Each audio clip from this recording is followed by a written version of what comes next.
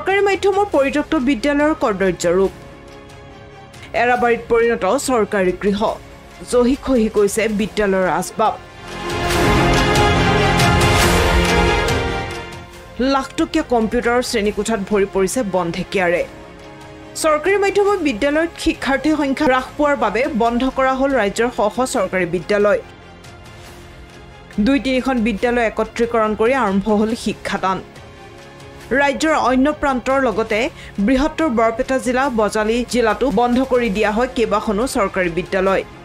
বজালীৰ এই দুখন পৰিত্যক্ত বিদ্যালয়লৈ মন কৰক গোবিন্দপুৰৰ এখন প্ৰাগজ্যোতিক হাইস্কুল আনখন পাঠশালাৰ মাজমজিয়াত থকা উত্তৰ বজালী হাইস্কুল চৰকাৰী আঁচনিৰ লাখ লাখ টকা খৰচ কৰি নিৰ্মাণ কৰা জৰাজীৰ্ণ বিশাল চৌহদৰ গৃহসমূহৰ লগতে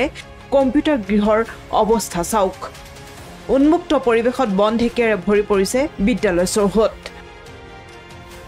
পৰিত্যক্ত বিদ্যালয়সমূহ আড্ডাস্থলীলৈ পৰিণত হৈছে এই স্কুলখন মানে মৰিয়ালিয়া নজি মানে গলি ঘৰে নজি গোখালি ঘৰ ইয়াত মানে গৰু ছাগালে মানে ঘৰ দুৱাৰ একদম এনে সুন্দৰ বিল্ডিং গতিকে সব জহি হৈ যাব আছে এডভান্টেজ আসাম 2.0 পৰিকল্পনা কৰা ৰাজ্য চৰকাৰে পৰিত্যক্ত বিদ্যালয়বোৰত আন্তঃগাঁথনি তথা ভূমিসমূহ কাৰিকৰী শিক্ষাৰ লগতে প্ৰয়োজনীয় কৰি তুলিবলৈ চৰকাৰক অনুৰোধ জনাইছে এতিয়া পাঠশালা আঞ্চলিক ছাত্ৰ সন্থাই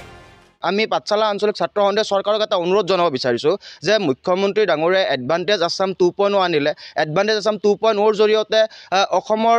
বিভিন্ন ক্ষেত্ৰত আচলতে বিনিয়োগৰ সৃষ্টি হ'ব আৰু বিনিয়োগৰ পিছতে কিন্তু নিয়োগৰ সৃষ্টি হ'ব গতিকে নিয়োগৰ সৃষ্টি হোৱাৰ ফলত যদি অসমৰ যুৱক যুৱতীয়ে বিভিন্ন ধৰণৰ নিয়োগত আচলতে তেওঁলোকে সংস্থাপন পাব লাগে তেনেহ'লে সেই ক্ষেত্ৰত বিভিন্ন ধৰণৰ কাৰিকৰী শিক্ষাৰ প্ৰয়োজন হ'ব গতিকে এই কাৰিকৰী শিক্ষাসমূহ চৰকাৰে দিয়াৰ এক ব্যৱস্থা গ্ৰহণ কৰিব লাগে আৰু সেই কাৰিকৰী শিক্ষাসমূহ তেওঁলোকে দিয়াৰ ব্যৱস্থা কৰাৰ ক্ষেত্ৰত এই যিসমূহ পৰিত্যক্ত অৱস্থাত থকা বিদ্যালয় আছে এই পৰিত্যক্ত অৱস্থাত থকা যিসমূহ চৰকাৰী ভূমি আছে বা মাটি আছে বা আন্তঃগাঁথনি আছে এইসমূহ যেন ব্যৱহাৰ কৰি তোলে আৰু ব্যৱহাৰৰ উপযোগী কৰি তোলে বজালীৰ পৰা মৃণাল পাটগিৰিৰ ৰিপৰ্ট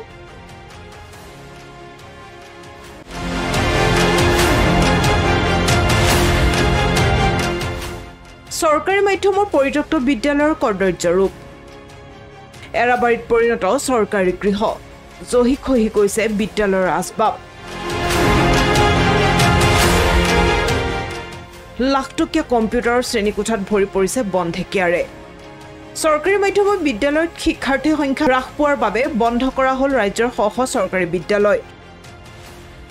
২-৩খন বিদ্যালয় একত্ৰীকৰণ কৰি আৰম্ভ হ'ল শিক্ষাদান